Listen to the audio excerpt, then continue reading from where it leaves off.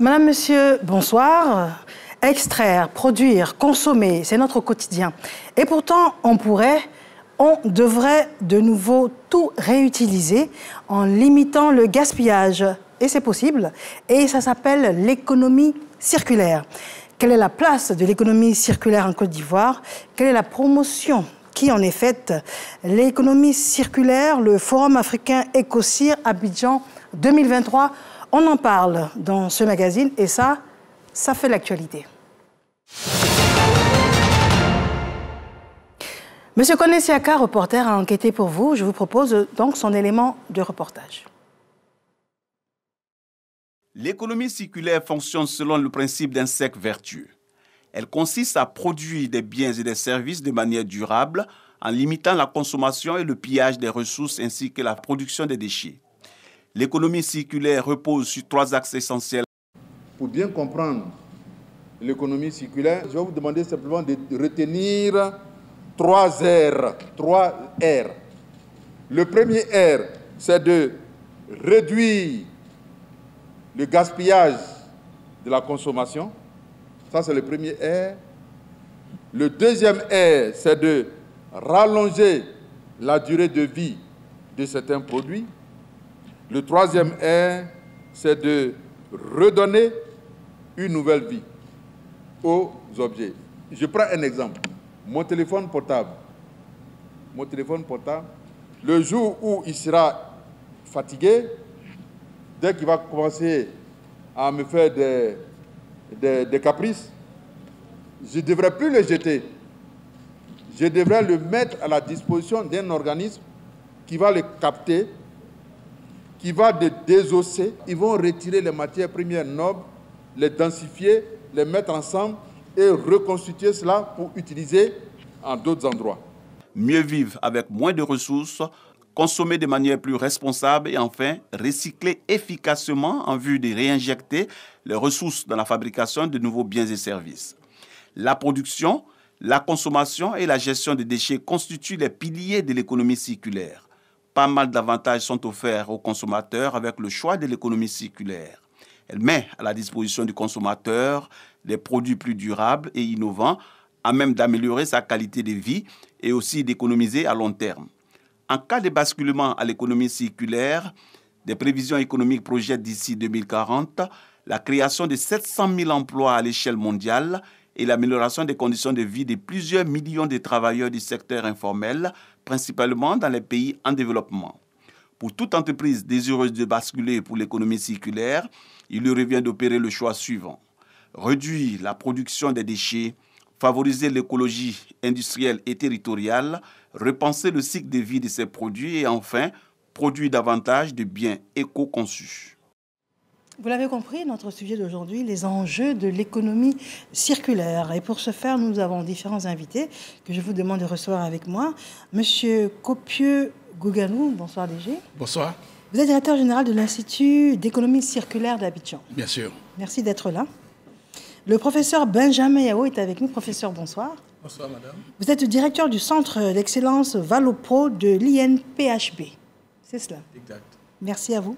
Et monsieur Awabrou, merci à vous d'être avec nous ce soir. Merci. Vous êtes directeur exécutif de l'Association ivoirienne pour la valorisation des déchets plastiques. C'est bien cela. Merci en tout cas à vous 3 messieurs d'être avec nous ce soir. Alors juste avant de venir plus en détail sur vos différentes fonctions et donc attributions, quelle est à chaud votre réaction, vos différentes réactions sur l'élément de reportage que nous venons de voir? Monsieur DG Kopieux Gouganou, je commence par vous. Merci. L'économie circulaire fait le parallèle avec l'économie linéaire. Puisqu'on parle de la circularité, il y a aussi parfois la linéarité. Il s'agit de quoi? Il s'agit de ce que le développement industriel qui a soutenu notre développement a eu des conséquences néfastes sur notre développement. Dans cette économie industrielle, on prélève les biens des ressources, on les utilise et après on jette. Aujourd'hui, les océans, tout ce qu'on a comme notre environnement est chargé de ces déchets. On a eu des comportements néfastes vers notre bien que la nature a bien voulu mettre à notre disposition. Et aujourd'hui, l'économie circulaire est un ensemble de concepts justement pour améliorer notre condition de vie. D'accord, on en reviendra en long et en large au cours de ce magazine. Et vous, professeur Benjamin Yao, par rapport à l'élément que nous avons vu en ce qui concerne les éléments et le ministre gouverneur du district autonome d'Abidjan? Alors, je voudrais dire que ce que je peux retenir de ce reportage, c'est qu'il y a cette notion donc de rationalisation de la ressource, de l'utilisation de la ressource. Comment faire pour utiliser de façon rationnelle les ressources sans entrer dans le gaspillage et, in fine, en aval, transformer les déchets de manière à leur redonner une nouvelle vie. C'est cela que m'inspire cet élément que vous venez de nous présenter. Très bien. Monsieur Awabou, alors vous êtes en plein là-dedans, hein, en tant que directeur exécutif Association ivoirienne pour la valorisation des déchets plastiques. C'est bien cela. Alors, l'élément qu'on a vu, justement, a montré, et le ministre gouverneur l'a très bien fait, il a montré justement les différentes étapes, et vous avez bien remarqué que même les éléments qui ont été présentés comportent, dans chacun des cas, du plastique. Donc, comme vous l'avez dit, on est en plein là-dedans, parce que par rapport à ce qu'a dit le DG, vous comprenez qu'aujourd'hui, la problématique du déchet plastique est bien connue de tout le monde. Donc, comment on fait pour juguler le problème? C'est véritablement de ça qu'il s'agit, et je pense que c'est de ça qu'on va parler. D'accord. Alors, première des choses, c'est de revenir à l'étymologie, à la définition. Quand on entend économie circulaire, de manière profane, on se dit que c'est une économie qui circule en vase clos. Donc, à brûle pour point, c'est ce que l'on pourrait dire. Mais avec les experts que l'on a sur le plateau, j'aimerais que chacun puisse spécifier la définition, histoire que le grand public comprenne mieux. Je commence par vous. Ok, merci. Merci. Je le disais tantôt, nos systèmes de production et de consommation voudraient que nous utilisions les ressources naturelles. Si vous prenez une ville, aujourd'hui, la ville a besoin, par exemple, de se construire. Et donc, on puise le sable là où on peut trouver. Mais le sable, il n'est pas là à profusion. Le sable, au fur et à mesure qu'on construit la ville, le sable réduit. Et aujourd'hui, la tendance, c'est quoi? La tendance, c'est de dire, mais comme on n'a plus de sable, il faut récupérer le sable ailleurs. Et donc, récupérer le sable ailleurs suppose qu'on voit un peu notre mode de construction. Voir comment faire en sorte que la construction qu'on avait faite par le passé, on puisse utiliser certains matériaux pour reconstruire encore d'autres biens. C'est ça un peu l'économie circulaire. Pour aller plus loin, la notion de déchets, ce dont on n'a plus besoin, on jette. En économie circulaire, on voudrait supprimer même le terme déchets, parce que pour nous, c'est une nouvelle ressource. Une nouvelle ressource qui permet de créer de véritables emplois, mais des emplois, et ce qui est intéressant, les emplois non délocalisables. C'est-à-dire que si je crée l'emploi à Cocody, l'emploi va être exercé à Cocody par les agents de Cocody. Alors, on comprend bien dans la définition de votre identité professionnelle, directeur général de l'Institut d'économie circulaire d'Abidjan. Oui. Donc, ça veut dire que le gouvernement en a fait une priorité. Oui, en fait, ça a été une grande priorité pour le ministre-gouverneur du district autonome d'Abidjan et aussi pour l'administration de Côte d'Ivoire de développer ces différents concepts. Mais aujourd'hui, nous avons eu la chance de créer cette structure-là, qui est la première structure en Afrique noire, qui promeut les concepts de l'économie circulaire. Et c'est à Abidjan qu'on a créé, grâce à la clairvoyance du ministre-gouverneur du district autonome d'Abidjan, qui aujourd'hui mobilise l'ensemble des ministres-gouverneurs de Côte d'Ivoire pour s'approprier ces différents concepts de l'économie circulaire. D'accord. Professeur Benjamin Yao, directeur du centre d'excellence Valopro de l'INPHB. Qu'est-ce que c'est que ce centre-là? Alors, le centre d'excellence d'Afrique pour la valorisation des déchets en produits à haute valeur ajoutée, c'est un acronyme, donc CEA Valopro, oui. Est un centre de la Banque mondiale, donc, est financé par l'Agence française de développement. Mais disons que le mécanisme financier qui a été mis en place pour le financement de ce centre résulte d'un prêt qui est fait à l'État de Côte d'Ivoire et qui met ses moyens à la disposition de centres pour développer un domaine particulier. En Côte d'Ivoire, nous en avons 4 et l'INPHB abrite 2 de ces centres, dont le CEA Valopro. Et puis, on a aussi un autre centre qui est dans le domaine des mines, donc le CEA même. D'accord. Et donc, ce sont des centres qui ont pour vocation à former du personnel hautement qualifié pour adresser des questions particulières, en tout cas ce qui nous concerne, pour adresser tout ce qui concerne la valorisation des déchets. Et quand nous parlons de valorisation des déchets, il ne s'agit pas simplement d'aller collecter les déchets et les réutiliser d'une certaine façon dans leur première fonction. Oui. Mais ici, quand nous parlons de valeur ajoutée, c'est-à-dire que nous prenons des déchets qui en réalité n'ont pas de valeur et nous les transformons, nous leur donnons une deuxième vie et pour que cela puisse rentrer dans, je dirais, l'économie d'une façon générale. Je pourrais avoir un exemple concret? Alors, je vous donne un exemple concret. Alors, vous êtes à la maison, vous faites la cuisine pour votre famille. La famille consomme et puis vous avez des restes. Avec ces restes, on peut, par exemple, faire produire du biogaz. Le biogaz, le gaz méthane qu'on utilise ou butane qu'on utilise, on peut donc produire du biogaz. On peut produire, par exemple, des larves qui peuvent entrer dans l'alimentation animale à partir de la mouche soldate noire. Et donc, il y a tout un tas de produits. Si vous rentrez dans l'anacade, on peut produire des matières biodégradables, des plastiques biodégradables à partir de la pomme de cajou, qui est un déchet. D'accord. De l'anacade. La coque de la noix de cajou, c'est ça? Non, la pomme. La pomme. Nous prenons le jus et par des procédés biotechnologiques, des procédés biofermentaires, on peut arriver à extraire des matières plastiques qui sont très haut biodégradables. Et qu'est-ce qu'on en fait? Nous avons un brevet d'ailleurs là-dessus. Et qu'est-ce qu'on en fait? Alors, les matières plastiques, vous pouvez fabriquer... Non, je parle par exemple spécifiquement de la noix de cajou. Oui. Vous avez parlé en parlant de la pomme. Qu'est-ce qu'on en fait? Alors, la pomme, en principe, quand le paysan va au champ, c'est pour aller chercher la noix. Il ne va pas pour chercher la pomme. Et donc, ces pommes, une fois qu'on a récupéré les noix, vont pourrir dans le champ. Ce que nous faisons, c'est que nous les récupérons et nous les valorisons. On peut en faire du vinaigre, on peut en faire de la liqueur, on peut en faire du vin et on peut en faire aussi des matières plastiques. On peut en faire des agromatériaux pour remplacer, par exemple, les plafonds que nous avons, le bois et tout cela. Et donc, voilà un peu ce qui fonde l'action au niveau du centre d'excellence. D'accord. Ben, c'est bien compris. Monsieur Awabou, vous êtes directeur exécutif de l'Association ivoirienne pour la valorisation des déchets plastiques. Alors, quand on entend des exemples édifiants, quel autre exemple encore plus édifiant pouvez-vous nous donner avec le plastique?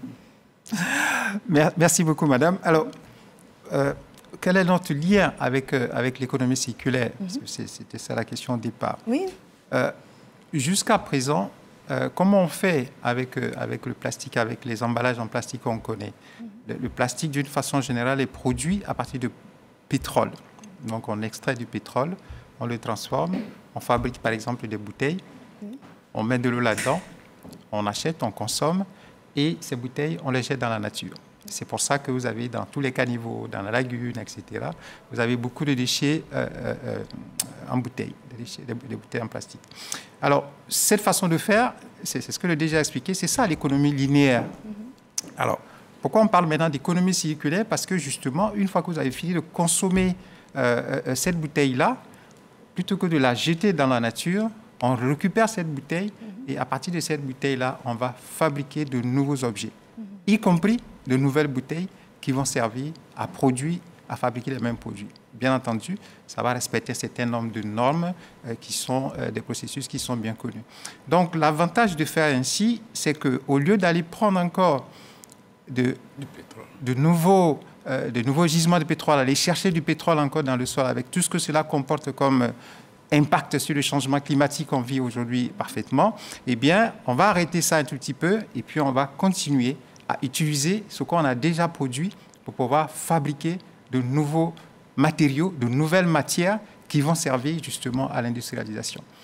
Donc nous, notre rapport par rapport à ça, c'est que vu le constat aujourd'hui de l'impact de la pollution plastique, le secteur privé d'une façon générale, sous l'égide par exemple de la Confédération générale des entreprises de Côte d'Ivoire, les entreprises du secteur privé se sont organisées et ont mis en place cette plateforme-là qui a justement vocation à lutter contre cette pollution plastique, mais en passant par le biais de l'économie circulaire.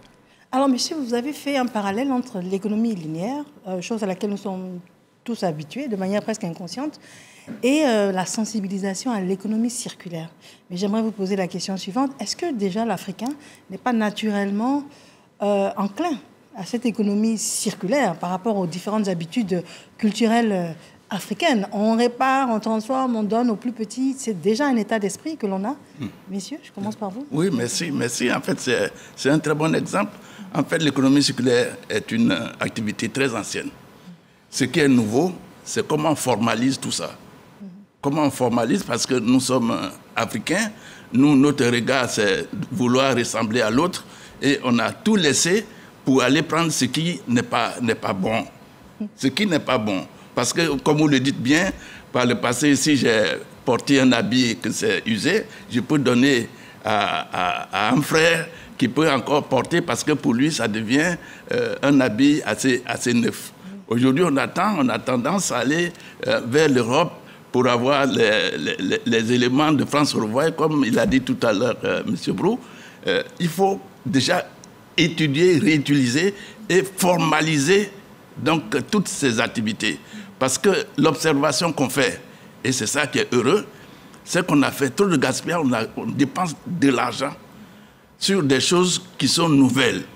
Alors que généralement, on n'a pas toute la science requise pour entretenir tout ce qu'on a acheté à des coûts très élevés. On se prive pour payer, par exemple, un véhicule. Payer un véhicule. Le véhicule, vous payez pourquoi? C'est pour se déplacer. Mais si c'est pour se déplacer, pourquoi alors payer un véhicule, garder la propriété du véhicule? Tu vas au travail, ton véhicule est garé pendant, je crois, toute la journée. Et donc, tu te déplaces que 2 heures de temps dans ton véhicule dans la journée. Ça, c'est un gaspillage. On peut aussi repenser à comment multiplier l'utilisation du véhicule. Il y en a qui le font. Aujourd'hui, ces techniques-là sont développées un peu partout, en Europe, aux États-Unis, en Chine, c'est développé. Et nous, ici, quand on a pris connaissance de l'existence de ces technologies, on s'en dit bien, ça c'est pour nous. C'est pas pour eux, c'est pour nous. Donc il faut qu'on vulgarise donc, toutes ces technologies. D'accord. Monsieur Yao, dites-nous, est-ce que l'Afrique, cet état d'esprit du recyclage, est-ce que les ressources africaines font de l'Afrique le continent le mieux positionné pour avancer? Ou bien, est-ce qu'il y a d'autres recyclages dans différents continents et puis pour lesquels ces continents servent d'exemple? Et puis, quels sont le genre de produits recyclés qui sont le plus spectaculaires et puis les plus rentables? Merci bien, madame. Alors, quand vous allez en Asie, là-bas, ils ont développé vraiment l'économie circulaire vraiment de façon très forte. Et j'ai vu des exemples, par exemple, à Hong Kong, où pratiquement des camions viennent à l'entrée des restaurants, à la sortie des restaurants. Donc, il n'y a aucun déchet de restaurant qui se retrouve encore dans la rue. Aucun déchet de restaurant dans une décharge. On se demande bien pourquoi est-ce qu'on envoie des déchets organiques qui sont donc biodégradables et qu'on peut valoriser d'une façon en énergie et en produits à haute valeur ajoutée. Pourquoi est-ce qu'on retrouve tout cela dans une décharge? Oui. Ça, c'est la question qu'on se pose. Yeah. Ces produits-là n'ont rien à faire dans une décharge. Yeah. Au contraire, on doit pouvoir les valoriser, les transformer dans des unités appropriées et créer surtout des emplois verts. Oui. L'emploi, à mon avis, se trouve là à ce niveau. C'est là qu'on peut développer de nouveaux emplois. Donc, c'est-à-dire, c'est une nouvelle orientation, une nouvelle branche, ce sont des emplois nouveaux. Ce sont des emplois nouveaux, des emplois verts, comme on le dit. Ce sont des emplois pérennes aussi. Voilà. Et qui donc, qui nous aident aussi à assainir notre milieu, parce qu'en transformant ces déchets, non seulement nous créons des emplois, mais nous tirons le bénéfice au niveau de la santé. Je ne vous apprends rien, mais si vous êtes à côté d'une poubelle pendant longtemps, vous risquez de tomber malade parce qu'il y a toutes sortes de germes qui se développent à ce niveau, des germes pathogènes. Et donc, l'économie circulaire vient aussi nous aider à régler ces problèmes-là de santé publique tout court de la population. Et donc, je pense que c'est, comme on le dit, c'est vraiment tout bénéf pour la société. D'accord. Monsieur Awabrou, alors vous, c'est spécifiquement, c'est vrai, le côté plastique du recyclage du déchet. Mais si de manière exhaustive, on devait lister les produits le plus facilement réutilisables, recyclables en Côte d'Ivoire, ce seraient lesquels? Vous voulez dire dans le domaine du plastique ou alors d'une façon générale? D'une façon générale, parce que vous êtes appesanti sur le plastique. C'est ça. Vous avez forcément connaissance, vous avez dû établir un choix. Tout à fait. Si vous avez plusieurs choix, ce seraient lesquels? Alors, en fait, votre question est pertinente parce que justement, au niveau, par exemple, du ministère de l'Environnement, il y a un département, une direction de l'économie circulaire. Et ce ministère-là a conduit plusieurs études pour savoir, en Côte d'Ivoire, quels sont les domaines dans justement le secteur de l'économie circulaire qui présentent plus d'opportunités en termes de création d'emplois, c'est ce que le professeur vient de dire, en termes d'impact sur les populations et surtout en termes de qu'est-ce qui va contribuer à permettre à la Côte d'Ivoire de respecter ses engagements au niveau, par exemple, des accords de Paris. Et il s'est trouvé que la gestion des déchets plastiques est sortie comme premier, si je peux dire ça comme ça, pour une raison évidente. Aujourd'hui, je crois que la problématique, la pollution du plastique en Côte d'Ivoire, elle est claire. Tout le monde voit cette problématique-là. Ouais. La réalité derrière, c'est qu'on a énormément d'opportunités, et c'est ce que le professeur vient de dire. Quand on voit, par exemple, qu'il y a dans les barrages, que ce soit dans les caniveaux ou que ce soit dans les baies lagunaires, beaucoup de déchets plastiques, en réalité, c'est de l'argent qu'on voit qui dort là-bas. Et c'est pour ça que l'AIVP s'est donné comme vision zéro déchet plastique dans l'environnement, d'ici jusqu'à 2030. Alors la question, c'est comment est-ce qu'on va le faire, vu l'état des choses actuellement. Mais c'est justement en permettant aux communautés, aux populations, de toucher du doigt la valeur réelle de ces déchets plastiques-là. Et c'est un peu ce que nous faisons. Maintenant, pour revenir directement à votre question, alors le professeur l'a dit, je crois qu'en termes de quelles sont les opportunités qu'on a pour ce qui concerne l'économie circulaire ou ce qui concerne la valorisation des déchets, parce qu'en réalité, quand on parle de valorisation des déchets, il ne faut pas voir seulement... Nous, on vit à Abidjan, donc il ne faut pas voir seulement ce qui se passe à Abidjan. Aujourd'hui, quand tu prends dans toutes nos campagnes, tout à l'heure, le professeur a parlé du cas de l'anacarde, mais aujourd'hui, la Côte d'Ivoire est premier producteur de cacao, mais la seule chose qu'on récupère dans le cacao aujourd'hui, ce sont les fèves. Les cabosses, qui représentent au moins 60% de la masse, pour l'instant, on les jette. Alors qu'en réalité, c'est de la matière qui est là. Donc, vous voyez que quand on quitte depuis les champs jusqu'à... Vous prenez le maïs, on cultive le maïs, on prend l'épi, et puis on jette la peau et tout le reste. Et même quand on prend encore l'épi, on enlève les grains, et puis la tige qu'il y a là-dedans, tout ça, c'est de la matière. Donc, en réalité, alors on l'a dit aussi, l'économie circulaire, c'est un nouveau métier. C'est une nouvelle industrie, et il est important, et je crois que c'est en cela que certainement on va y revenir, que l'initiative donc de l'IEK est une initiative bienvenue parce qu'il faut convaincre, il faut arriver à montrer à tout le monde, aussi bien les acteurs publics que les acteurs privés, mais aussi toutes les organisations de la société civile pour que tout le monde comprenne véritablement qu'il y a un enjeu. Alors, un enjeu qui est important pour l'environnement, mais un enjeu qui est aussi important du point de vue économique. D'accord. Voilà. Ma question suivante, messieurs, on a bien compris. qu'il y a des enjeux potentiels importants qui sont malheureusement négligés. Comme vous l'avez dit sur ce plateau, c'est de l'argent qui dort. Oui. Mais le moment est arrivé pour que l'on parle de l'état des lieux, c'est-à-dire d'un point de vue infrastructure, d'un point de vue assistance. Qu'est-ce qui est disponible ici aujourd'hui en Côte d'Ivoire, par exemple? Ce qui est disponible ici en Côte d'Ivoire, je voulais répondre à cette question, mais je vais reprendre un peu ce que M. Awa vient de dire pour répondre à votre première question tout à l'heure. En fait, les déchets sont un des 3 piliers fondamentaux de l'économie circulaire. Il y a tout ce qui est protection de la ressource, réduction du gaspillage de la ressource. Il y a notre comportement vis-à-vis des biens que nous avons. Et le dernier volet concerne donc les déchets. Quand on prend ce dernier volet, parce que c'est ça que tout le monde voit ça ici, vous prenez les déchets en Côte d'Ivoire, l'ensemble de nos déchets en Côte d'Ivoire. À la date d'aujourd'hui, 95% de ces déchets sont valorisables.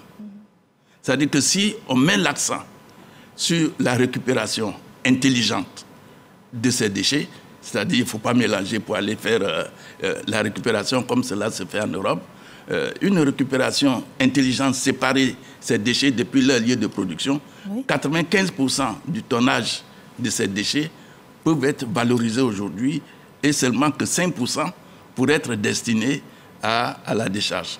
Bon, ceci étant, c'est une vision. C'est une vision parce que vous vous rappelez très bien, il n'y a pas si longtemps que Abidjan était rempli d'immondices, de déchets. Donc, il fallait d'ailleurs qui a chanté. Voilà. On fallait parer au plus pressé. Et donc, le plus pressé, c'était d'abord de débarrasser la ville de ces déchets, ce qui a été fait, de construire des infrastructures modernes, ce qui a été fait par le ministère chargé de l'assainissement et du drainage, mettre en place des structures appropriées pour collecter, et ça on le constate, quand on passe à Abidjan, je ne fais pas de publicité, il y a des camions qui ramassent les déchets partout. Mais aujourd'hui, on est arrivé à un stade où les ministères et nous-mêmes, on est en train de dire, mais ce qu'on est en train de rejeter, est-ce qu'on ne peut pas valoriser ces différents déchets? Et donc, les actions dont parle tout à l'heure le professeur et M. Brou sont des actions qui nous intéressent. Et donc, depuis cet instant, nous nous sommes approchés, nous tous, nous qui sommes autour de ce plateau, nous sommes interconnectés par des conventions pour pouvoir mutualiser justement nos différents efforts pour adresser ce problème-là pour la population, au bénéfice des industriels, au bénéfice de l'administration, au bénéfice de la population. D'accord. Mais ce que l'on comprend bien, parce que vous avez parlé d'un pourcentage très élevé de déchets qui ne sont pas pour l'instant recyclés. Oui. Alors, est-ce qu'on comprend que les infrastructures qui pourraient aider à recycler ces déchets, pour l'instant, ce sont encore des projets? Est-ce que c'est ce que l'on doit comprendre? Non. Ce ne sont pas des projets, justement. Le professeur Akati à ma gauche, justement, c'est ce que nous sommes en train de développer avec l'INPHB. Il a parlé tout à l'heure des cabosses de cacao ou bien de... Est-ce que c'est opérationnel, je veux dire? Ah oui. Oui, c'est opérationnel. Les solutions sont là. Les solutions sont là. Les solutions sont... Elles sont exploitées. Les solutions sont là, sont exploitées. Mais actuellement, c'est encore timide. Et justement, on voudrait justement présenter toutes ces solutions à tout le monde. Pour leur dire, mais attends, on a perdu trop de temps. Allons vers des solutions qui nous produisent des biens pour notre propre consommation. Moi, j'ai visité, je ne sais pas combien de fois, l'INPHB. Je suis sorti avec beaucoup de satisfaction. Et en plus de l'INPHB, nos universités, on rentre là-bas, il y a des résultats de recherche qui sont encore dans les tiroirs. Et nous, notre objectif, c'est de dire, bon, sortez ça, on va créer des emplois. Vous vous rappelez bien que le ministre-gouverneur a mis en place le prix d'excellence où chaque année, on reçoit à peu près 900 dossiers, parmi lesquels on prend des start-up, une quarantaine de start-up. Et donc, ça fait déjà des viviers. Et donc, il y a des actions. Il y a des actions sur le terrain. D'accord. Alors, nous allons vous proposer dans quelques instants un deuxième élément de reportage. Mais juste avant, j'aimerais savoir, avec toutes ces idées, tout ce potentiel et toute cette volonté du gouvernement, pourquoi est-ce qu'on ne trouve pas à déjà séparer nos déchets? J'aimerais beaucoup, lorsque je marche dans la rue, j'aimerais beaucoup, lorsque j'ai un sachet. D'abord, pourquoi j'ai encore des sachets en main? Parce qu'à un moment donné, il y avait une action vigoureuse pour essayer de nous obliger, les populations, à utiliser des sacs plastiques, pardon, des sacs papier, au lieu des sachets plastiques. Les sachets plastiques sont revenus en force. Déjà, pourquoi? Ensuite, j'aimerais bien, lorsque j'ai une canette en main, et puis lorsque j'ai un sachet plastique, j'aimerais pouvoir voir 2 poubelles, et puis savoir que je ne dois pas les mettre ensemble pour faciliter le tri. Pourquoi est-ce qu'à ce stade, ce n'est pas encore disponible? Alors, peut-être que, avant que M. le DG ne dise quelque chose, je voudrais dire que, d'abord, il faut savoir que les sachets plastiques ou le plastique, d'une façon générale, est utile dans un premier temps. Ça joue un rôle de contenant, et ça facilite les échanges, les transports, etc. Donc, il y a un besoin qui est là. Alors, quand vous dites de ne pas utiliser le sachet plastique, il faut proposer une solution. S'il n'y a pas de solution, les sachets vont revenir en force. Et c'est ce que nous constatons. Donc, c'est l'absence de solution. Voilà. Alors, maintenant, il faut regarder, parce que tout part des ménages. Si vous arrivez, vous voyez que les camions qui transportent les déchets transportent peut-être 10 à 15% de sable. C'est-à-dire, on va collecter des sables dans les domiciles pour les transporter à la décharge. Parce que dans les villages, qu'est-ce qui se passe? Les femmes, elles balaient. Oui. Quand elles balaient, il y a du sable. Il y a du sable. Et donc, il faut procéder déjà à la base à un tri, de manière à ce qu'on ne transporte que ce qui est utile. Et quand on fait le tri, on peut aussi, de façon rationnelle, identifier des voies de valorisation. Alors, quand vous trouvez avec une poubelle où il y a du fer dedans, il y a des piles, il y a des ampoules usagées, il y a des pots de bananes, alors, déjà à ce niveau, c'est difficile. Voici qui est clair. Le moment est arrivé pour nous de vous proposer notre deuxième élément de reportage qui est signé Konesiaka. Il se trouve que l'économie dans laquelle nous fonctionnons, qui est dite économie linéaire, est une économie qui consiste en ceci: à extraire la matière première, fabriquer ou transformer un bien consommable, consommer et ensuite jeter. Donc c'est une économie qui a un début, qui part de l'extraction, qui transite par la transformation, consommation, et ça aboutit aux déchets. Vous êtes d'accord avec moi que dans cette économie linéaire, nous rencontrons beaucoup de défis. Pourquoi? Parce que les déchets s'amoncellent, s'accumulent et engendrent beaucoup de désagréments liés à l'insalubrité, liés à la maladie, liés aussi aux autres effets environnementaux que sont par exemple le changement climatique, qui sont des enjeux mondiaux aujourd'hui. Donc, le monde entier, la communauté internationale, tout le monde est conscient qu'il faut changer de système économique. Parce que celui-là a beaucoup d'effets pervers, a beaucoup d'inconvénients. Donc, l'économie circulaire qui est à l'antipode de cette économie linéaire circule en cercle, de sorte qu'il n'y ait pas de déchets dans le système.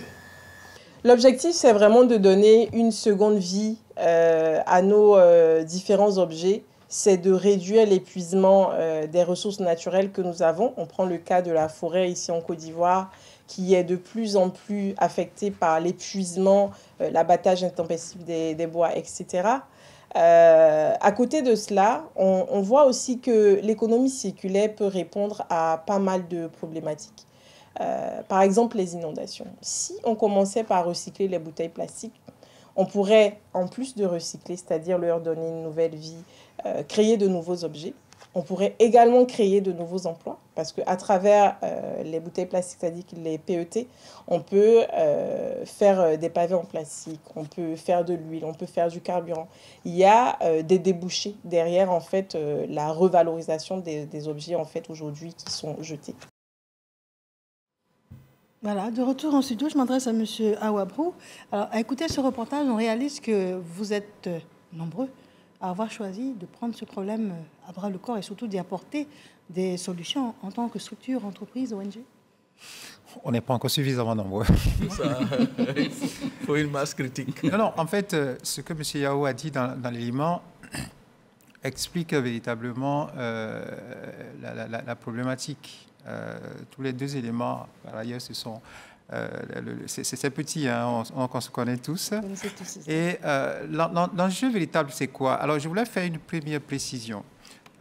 Le sac en plastique, les sachets plastiques, c'est interdit. C'est interdit par un décret de 2014 qui précise bien que les sachets qui ont des dimensions de moins de 35 cm de longueur et de 20 cm de largeur, qui sont utilisés dans les supermarchés, dans les magasins qu'on utilise, etc., c'est interdit. Donc la loi existe, elle est là, elle n'est pas abrogée. Et pourquoi c'est une très bonne loi? Parce que c'est justement, dans l'environnement, c'est ce genre de déchets qu'on a beaucoup de mal à récupérer. Alors, c'est très utile, c'est vrai. Et c'est pour ça qu'aujourd'hui, quand vous allez dans beaucoup de centres commerciaux, des grandes surfaces, qui sont d'ailleurs membres de l'AIVP, eh bien, on va vous donner soit un sac que vous allez réutiliser, ou alors on va vous donner votre produit dans de l'emballage en papier. Donc, je voulais faire cette précision-là. L'autre aspect, c'est que aujourd'hui, comme on l'a dit au début, on est dans un secteur, on est dans une industrie qui est nouvelle. Donc, on commence à le faire. Le problème qu'on a, je peux même dire que pour le moment, ce n'est pas une question d'infrastructure. Ce n'est pas parce qu'il n'y a pas les infrastructures. Le gros problème qu'on a à régler, c'est ce que le professeur Benjamin a dit. Aujourd'hui, nous tous, nous avons en général, Dieu merci, de plus en plus, je commence à rencontrer des gens qui disent qu'ils ont 2 ou 3 poubelles chez eux à la maison. Mais nous tous, en général, on a une seule poubelle à la maison. Et dans cette poubelle-là, les pots de bananes, les pots de manioc, les bouteilles... Donc se pose le problème d'éducation. Voilà. Qui éduque? Alors, problème de comportement, problème de mentalité qu'il faudrait faire. Et c'est le gros problème, enfin, c'est le gros défi qu'il nous faut tous relever. C'est de faire en sorte qu'à un moment donné, quand on sort chacun de notre maison, on a au moins 2 poubelles. Une poubelle dans laquelle on va mettre les déchets qu'on peut recycler, donc les déchets qui sont recyclables, et puis les autres déchets qu'on pourra classer dans ce que le professeur aime bien, les déchets qui sont, par exemple, biodégradables. Autrement dit, on a 2 poubelles. Tout ce qui est pot de banane, pot de reste de nourriture, tout ça, on met dans une poubelle. Nous, on a commencé à donner déjà des couleurs, une poubelle verte. Et puis, dans la poubelle jaune, on met tout ce qui est plastique, tout ce qui est papier, etc. Voilà. Donc, je reprends ma question. Qui éduque? C'est la cellule familiale? C'est l'école? Parce que c'est bien que les enfants en bas âge commencent à prendre de bonnes habitudes. C'est le gouvernement avec des campagnes de sensibilisation. Qui doit éduquer? Qui doit éduquer? En fait, notre mission consiste à aiguiller un peu tous ceux qui sont concernés donc, par le sujet. Quand on a créé l'Institut d'économie circulaire d'Abidjan, enfin, sous l'investigation du ministre du gouverneur, c'était la grosse problématique. Quel positionnement devait prendre l'Institut d'économie circulaire de sorte à sensibiliser, de sorte à sortir des tiroirs des différentes universités les résultats des recherches, de sorte à promouvoir des actions qui sont sur le terrain, de sorte à mettre tout ça en musique. Une des choses les plus importantes, c'est d'abord la notion qu'on donne à ce qu'on jette. On dit c'est déchets, on n'en a plus besoin. Dès l'instant où on va se rendre compte ce qu'on a en main, qu'on est en train de jeter, c'est une nouvelle ressource, on va commencer à lui donner de la valeur. Vous avez parlé tout à l'heure des canettes. Mais les canettes sont fabriquées avec de l'aluminium, ça coûte cher. Et donc, les récupérer aujourd'hui à Abidjan, heureusement, que quand vous passez dans certains maquis, il y a des gens qui récupèrent et qui vont fondre pour produire aussi des marmites. Donc, ils donnent déjà une valeur. Et donc, les canettes sont de moins en moins dans les caniveaux. Par contre, les plastiques, on ne sait pas encore qu'il y a une valeur, vraiment une véritable valeur derrière les plastiques. Sinon, il y a une PME qui a pu avoir un marché important en Europe, je ne vais pas citer la ville, pour les Jeux olympiques, à partir du recyclage du plastique. Il prend le plastique, il broie et il fabrique des chaises qui vont servir au jeu de la... Est-ce que vous pouvez nous dire si aujourd'hui le gouvernement a une politique pour motiver par exemple des jeunes qui auraient des idées originales, mais qui nous écoutent, qui se disent mais alors, ce serait bien que je cherche à voir quels produits, déchets recyclés pour en vivre décemment, en faire mon activité en tant qu'entrepreneur. Il y a des initiatives comme ça au niveau du gouvernement? Ah oui, il y a beaucoup d'initiatives. L'AIBP est là, c'est l'exemple type sur le plateau avec tout ce qu'ils ont. Enfin, je vais le laisser parler. Par contre, ce que je sais en tant que directeur de l'Institut de l'économie circulaire d'Abidjan, chaque jour que Dieu fait, on est envahi par les jeunes startups qui viennent nous présenter les solutions qu'ils sont en train de développer, qui sont des solutions vraiment très importantes. Et nous-mêmes, en tant que district, en tant que collectivité, nous sommes en train de mettre à exécution un projet type qui permet de prendre les déchets, les valoriser et aller jusqu'à la fourchette, qu'on a appelé du déchet à la fourchette. On prend les déchets, on va les broyer, on va les donner aux larves de mouches soldats dont tu as parlé tout à l'heure, Benjamin. Les larves se nourrissent de ces déchets et la déjection de ces larves-là permet de soutenir la culture maraîchère. Et en plus de la culture maraîchère, on va encadrer ceux qui font cette culture de sorte à ne plus utiliser de l'eau sale, de sorte à utiliser de l'engrais qu'on va appeler l'engrais biologique. Donc, il n'y a pas de pesticides dans cet engrais, jusqu'à aller jusqu'à la production des produits bio. Et on le fait avec la FAO qui nous appuie dans cette initiative-là. Vous, je perçois la structure de l'Institut d'économie circulaire d'Abidjan comme un peu un catalyseur, comme si vous canalisez toute cette énergie circulaire qui doit justement circuler, c'est l'occasion de dire. On canalise, on est une plateforme, on est entre l'administration et les communes, on est entre les bailleurs de fonds et les opérateurs privés, on est entre les collectivités du Nord et les collectivités du Sud. En fait, c'est une plateforme qui ne dépasse son nom. Mais qu'on a bien compris.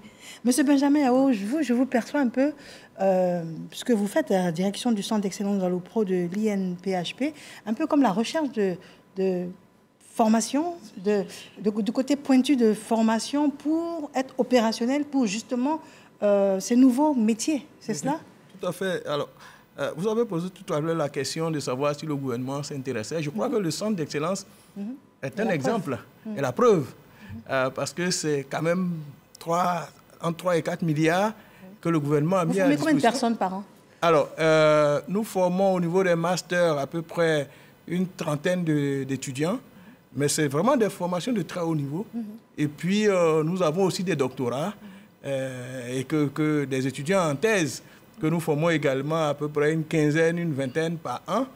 Et donc, tout ce personnel-là est appelé à aller dans le secteur socio-professionnel pour accompagner les entreprises dans la valorisation de leurs déchets. Parlons du Forum africain de l'économie circulaire, ECOCIR, parce que là, on a vraiment pris le temps de bien comprendre les enjeux de l'économie circulaire. Mais il y a un événement qui aura lieu au mois d'octobre, si je ne m'abuse. Vous pouvez m'en parler, ce sera le dernier tour de table. Je commence par vous. Monsieur Awabro. D'accord. Alors, en fait, j'aurais bien voulu, par rapport à votre première question, juste faire une précision. Comme vous avez parlé de l'intérêt de l'État pour pouvoir donner les opportunités qu'il faut. Il faut savoir que l'ANAGED, qui est donc l'agence de gestion des déchets, donc, qui relève du ministère de l'Hydraulique, de la Salubrité et de l'Assainissement, aujourd'hui en train de travailler sur la valorisation des déchets. Parce que jusque-là, comme l'a dit le DG, la priorité, c'était d'assainir la vie d'Abidjan. Et ça, je pense que ça se fait, oui. On le voit bien. L'étape après, c'est comment on fait pour pouvoir valoriser les déchets qui sont collectés. Aujourd'hui, il y a un certain nombre de pilotes qui sont en cours. Aujourd'hui, l'ANAGED a commencé un projet de tri des déchets parce que vous en avez parlé. Vous avez dit qui fait la sensibilisation. C'est tout le monde, y compris nous-mêmes en tant qu'association. Donc, ce projet-là est en cours. Il y a un certain nombre de familles, de ménages qui ont été sélectionnés et qui doivent faire justement le tri pour que ça puisse passer à échelle au niveau national. Au niveau du ministère de l'Environnement également, il y a toute la stratégie de l'économie circulaire qui est développée et qui prend en compte justement toute la partie formation depuis l'école primaire jusque dans les écoles supérieures. Oui. Alors, pour revenir à Ecocir, qui est justement le sujet qui nous réunit, Oui. alors c'est véritablement parce que, comme je l'ai dit, nous, au niveau AIVP, l'objectif pour les entreprises du secteur privé, c'est d'arriver à 0 déchet plastique d'ici jusqu'à 2030. Oui. Mais ça, ce sont des choses qu'il faudrait des messages qu'il faut faire passer à toutes les entreprises qui sont dans le secteur. Oui. Toutes les entreprises qui sont concernées. Alors, la bonne nouvelle, c'est qu'aujourd'hui, par exemple, ne sont pas membres de l'AIVP que les entreprises qui sont justement dans le domaine des déchets. On a des entreprises, à la limite, qui n'ont rien à voir avec les déchets plastiques, comme par exemple les miniers, etc., qui sont membres de l'association. Donc, aujourd'hui, à travers ce forum-là, ce qu'on attend véritablement, c'est de pouvoir porter le message à toutes les parties prenantes, de façon à ce qu'on se rende compte que, vous avez parlé tout à l'heure des jeunes, eh bien, pour les jeunes, il y a un nouveau secteur qui se met en place, qui a l'avantage de créer beaucoup d'emplois, parce que nous, aujourd'hui, ne serait-ce qu'au niveau des pilotes que nous sommes en train de mettre en place, eh bien, avec une petite unité de box, de kiosque, si on peut, notre terme technique que nous utilisons, ce sont les kiosques que nous installons dans les quartiers pour pouvoir collecter les déchets, soit les acheter. Ça crée à peu près une dizaine d'emplois directs. Et après, vous avez des emplois indirects qui sont créés. Donc, l'économie circulaire, pour faire simple, est véritablement un secteur qui est créateur d'emplois. Alors, il y a les structures d'accompagnement existent, que ce soit sur le plan technique, que ce soit sur le plan financier. Aujourd'hui, il y a beaucoup de bailleurs, justement, qui s'intéressent. Et toutes ces personnes-là seront à ce forum-là? Alors, c'est vraiment tout ce que nous souhaitons. Et ceux qui ne sont pas encore inscrits, c'est le moment de le faire parce que ça sera véritablement un marché où il faudra que tous les acteurs viennent pour qu'on se rencontre et qu'on parle d'économie circulaire et surtout qu'on passe à échelle tous les projets que nous avons sur le plan... Quelle est la régularité de cet événement? C'est la quatrième édition? C'est la toute première édition. La toute première édition. La toute première édition, parce qu'on a été créé il n'y a que 3 ans. Et compte tenu des différents problèmes qu'on a développés tout à l'heure, oui.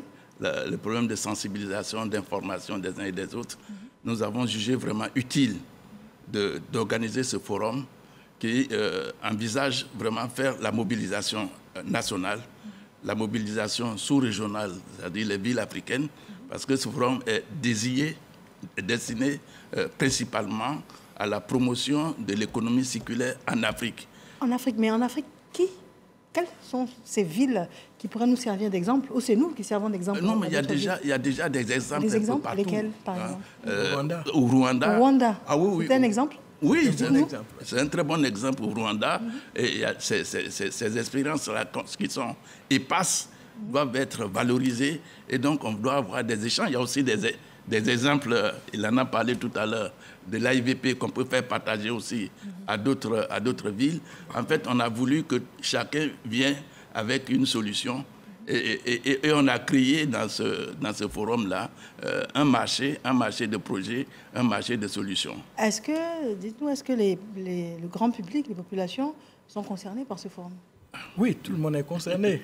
Tout le monde est concerné et nous lançons l'appel pour que toutes les composantes de la population ivoirienne viennent à ce forum. Vous savez, il y a un volet scientifique important qui sera piloté donc par l'INPHB à travers donc, le CEA Valopro, où nous aurons des conférenciers de très haut calibre qui vont venir de partout, de l'Afrique, mais aussi de l'Asie et de l'Europe, et qui vont venir donc partager leur expérience aux populations ivoiriennes. Les étudiants pourront présenter les résultats de leurs travaux qui sont peut-être dans les tiroirs, qui ne sont pas connus. On a aussi les start-up.